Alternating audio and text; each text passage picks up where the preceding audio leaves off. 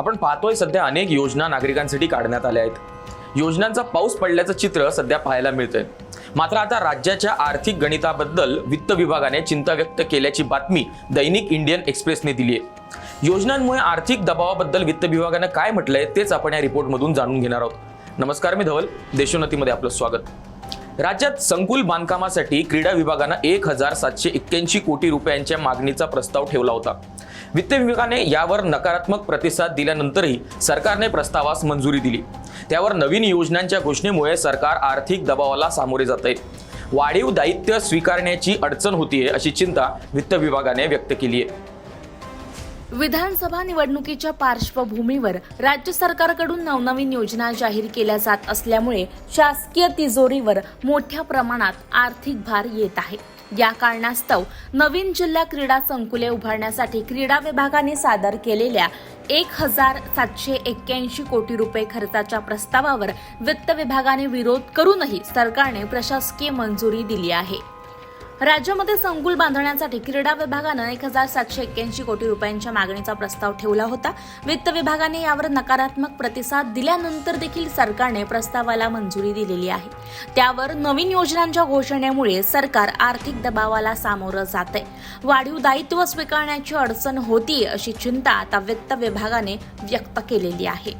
या पार्श्वभूमीवर खासदार सुप्रिया सुळे यांनी माध्यमांशी संवाद साधलेला आहे। पाहूयात त्यांची प्रतिक्रिया।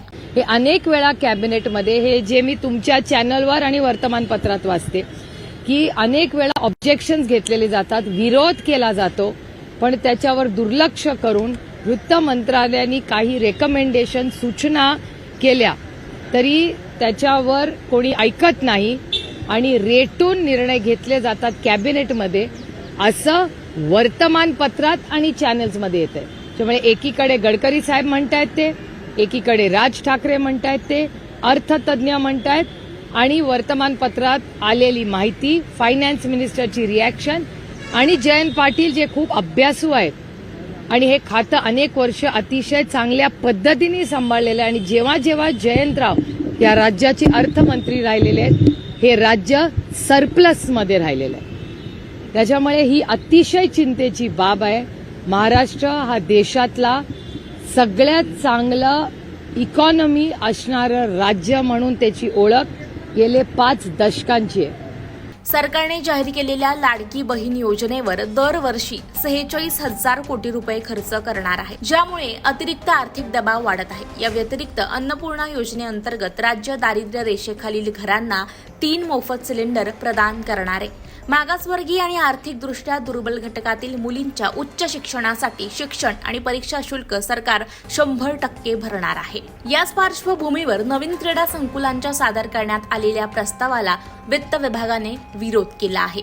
2024-25 या आर्थिक वर्षात राज्याची वित्तीय तूट 1,99,125.87 कोटी रुपयांवर पोहोचली आहे। मोठ्या प्रमाणात सादर करण्यात आलेल्या पुरवणी मागण्या आणि अंतरिम अर्थसंकल्पामुळे ही वित्तीय तूट वाढली आहे। महसुली तूट 3% पोहोचली आहे। महसुली तूट, राजकोषीय जबाबदारी आणि सरकारकडून जाहीर करण्यात आलेल्या नवनवीन योजना यामुळे आर्थिक भार हा वाढलाय।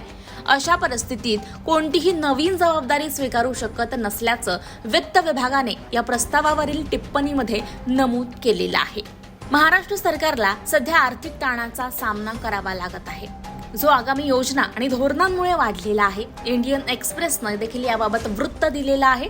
त्यामुळे आता या सगळ्यांवरूनच दावे प्रतिदावे सुरू झालेले आहेत। विरोधक देखील आपली टीका टिप्पणी करत आहेत।